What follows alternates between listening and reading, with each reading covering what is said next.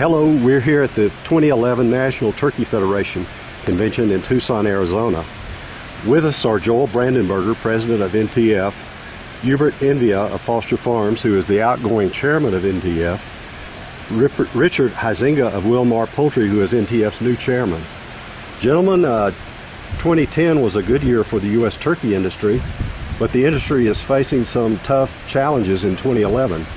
What's the economic outlook for 2011? Not very good. We're quite actually concerned about the high cost of feed that just skyrocketed here the last few weeks, and it looks like we're back to kind of a replay of what happened in 2008. And the dilemma that we face is, even though we do have our supply in order, we actually have the lowest stock levels that we've probably had historically, probably since I think forever, isn't it? Absolutely. And so we come in very good on the supply side, which is a little bit different than we had in 2008, where we came into the 2008 high feed crisis with way too much in inventory. So this time around, we're probably in a better position, as long as it isn't a really long, protracted high cost period. I agree with Rick. The feed cost, the input cost going into raising our product and getting our product out to the consumer is just skyrocketing, and it's getting to the point, even with the input costs are high, and we're going to have to go out there and actually increase the prices, but eventually we're going to lose market share, or even we're going to be able to be pushed out of the protein arena, because people just cannot afford to buy and consume our products. Although we have a extremely nutritious product, it gets to the point just people just can't afford to eat anymore. Well, what about on the regulatory front? What are NTF's and the industry's challenges ahead in that regard? Well, I think we have a handful of challenges that I think are going to be extremely difficult in the year ahead. If you're talking about a purely regulatory issue, I think one of the most significant is still going to be this gypsum marketing rule that we've seen a lot of discussion about in the last year.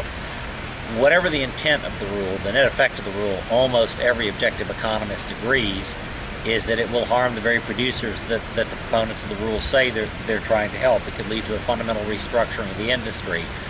I think there's limited opportunity for USDA to reconsider where they're doing, although they are doing an economic analysis finally at USDA, but I think it's going to be important to keep Congress engaged on the issue and weighing in as well.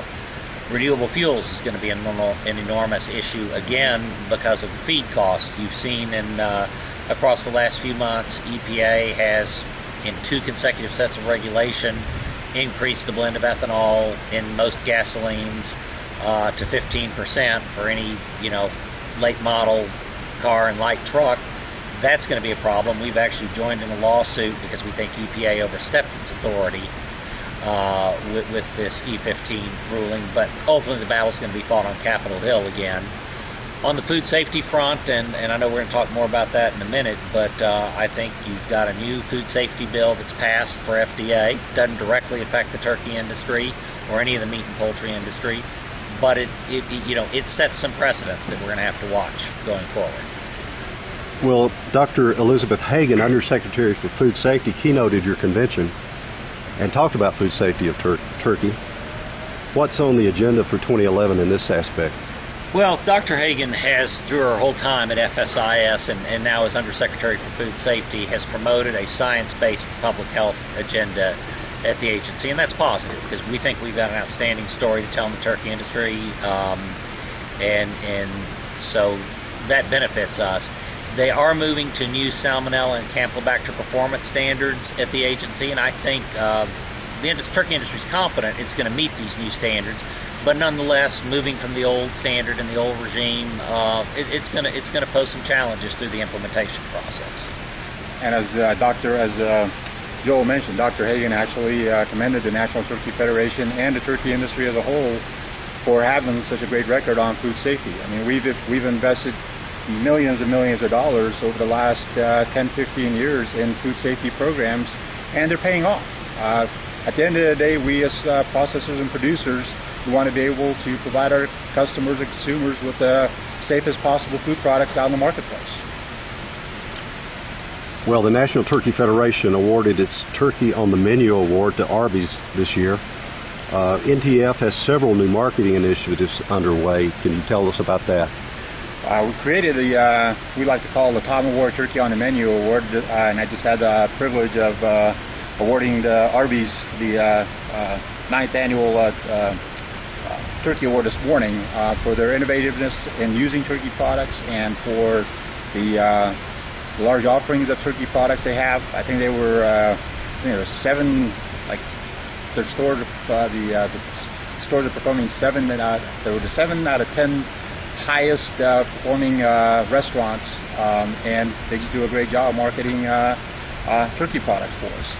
And one of the things that we're really excited about is the turkey or the upgraded campaign, which actually you go onto the eatturkey.com website and you can sit there, you can work the calculator where you're substituting turkey for some other proteins and seeing the calorie reduction that you can gain by making these substitutions with the more healthy, nutritious turkey products.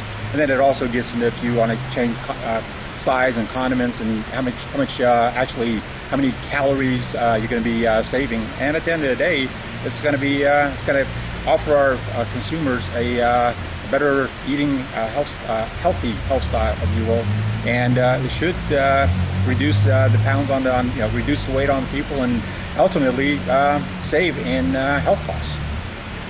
With beef and pork production being down headed into 2011, is there an opportunity here for turkey producers to pick up market share?